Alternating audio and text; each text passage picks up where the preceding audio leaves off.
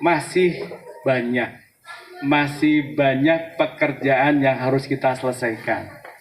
Ini kesimpulan dari apa yang disampaikan oleh Bu Lista tadi. Kami punya data, ada 130.000 siswa pelajar di Kota Tangerang Selatan dari semua jenjang pendidikan, dari mulai SD usia 12 tahun ke atas, SMP, SMA, SMK, kemudian madrasah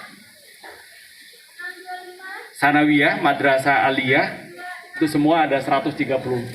SMA, SMK termasuk.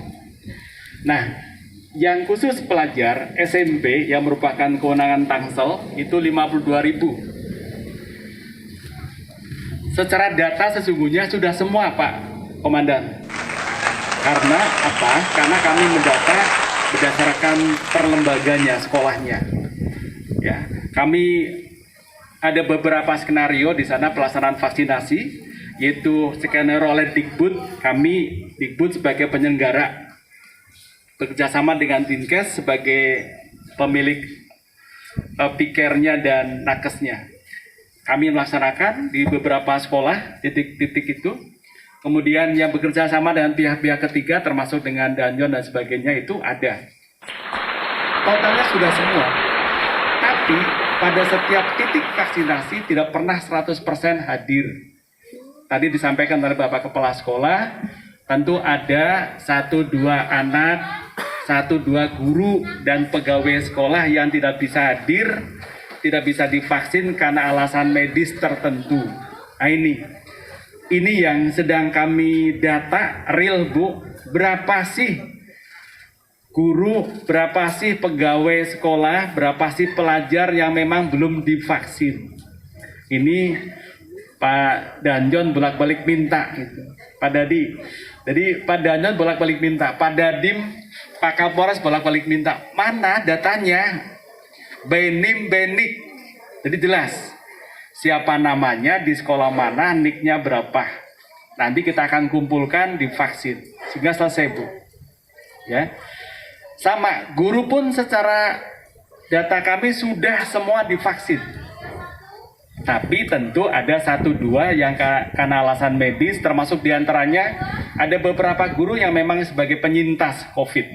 Tentu nggak boleh divaksin sampai 3 bulan berikutnya.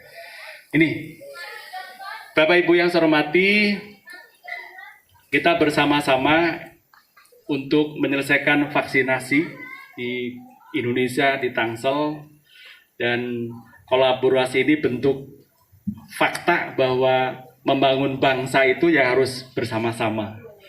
Ya, kolaborasi pentahelik semuanya harus terlibat. Bahkan ibu-ibu juga harus terlibat.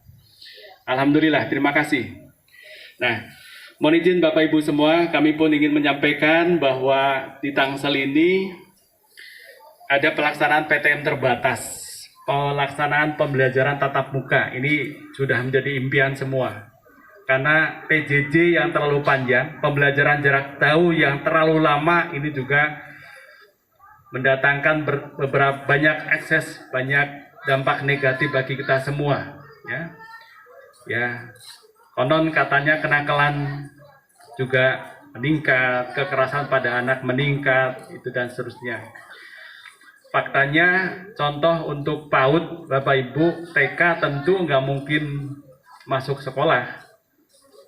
Ya, keluhan pengelola lembaga TK PAUD, mereka mengeluh, Pak, siswanya tidak ada yang mendaftar. Orang tua tentu ngapain didaftarin? Belajar online, masa ada sih TK belajar online, kan gitu tuh. Susah, bisa, tapi akan terjadi banyak kesulitan ketika anak TK melaksanakan pembelajaran jarak jauh dengan online. Tentu semakin jenjang pendidikan makin tinggi akan lebih mudah. Anak perguruan tinggi mudah saja, nggak ada masalah online. SMA tidak ada masalah. SMP sudah mulai terasa masalah. Maka ayo kita berupaya agar pelaksanaan PTM terbatas bisa dilaksanakan. Syaratnya adalah vaksinasi sudah tadi mencapai 70%, sehingga herd immunity di Tangsel bisa dipenuhi. Ini tanggung jawab bersama. Pelajaran tatap muka terbatas dengan menjalankan prokes kesehatan COVID yang ketat. Itu. Nah, kami lakukan verifikasi. Jadi, sekolah itu agar mengisi daftar periksa yang dalam Dapodik, ada sebuah sistem berbasis online, Dapodik milik Kemendikbud, itu di situ ada. Kami nggak percaya itu saja, kami cek di lapangan, betul nggak apa yang diisikan di dalam situ Dapodik itu benar. Itu kami cek. Nah, contoh SMP di Tangsel negeri swasta itu jumlahnya 205. Yang lolos verifikasi itu ada 168. Tapi yang melaksanakan PTM terbatas, Komandan, itu baru 66. Nah, itu jadi banyak. Kenapa? Kok sudah lolos verifikasi tidak melaksanakan PTM? Ternyata kunci terakhirnya memang orang tua siswa. Ketika orang tua siswa tidak mengizinkan, ya sekolah tetap melaksanakan BJJ. Kemudian ada beberapa lembaga, yayasan, yang dalam satu yayasan itu ada jenjang SMA, SMP, SD.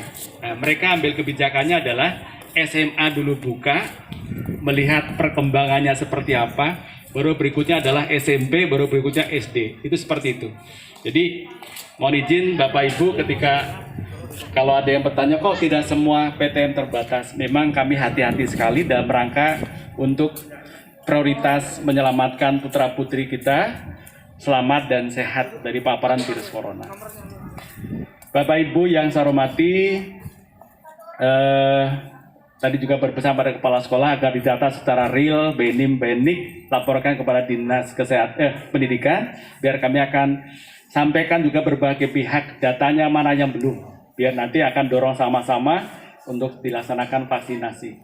Alhamdulillah, mudah-mudahan secepatnya kita bisa laksanakan. Sekali lagi terima kasih pada semua pihak yang telah berkolaborasi untuk ini. Mudah-mudahan di Tangsel, pelajar Tangsel segera melaksanakan PTM terbatas, walaupun terbatas, tapi semua lembaga. Kami juga berbisik, Pak, masuknya jangan bareng. Kelas 7, kelas 8, kelas 9. Kelas 7 misalnya masuk jam 7. Kelas 8-nya jam 8. Kelas 9-nya masuk jam 9. Sehingga kita semaksimal mungkin bisa menghindarkan kerumunan pelajar. Itu Pak, tadi udah saya bisikin, insya Allah mulai hari Senin sudah begitu. Kami laksanakan evaluasi setiap minggu Pak, secara online.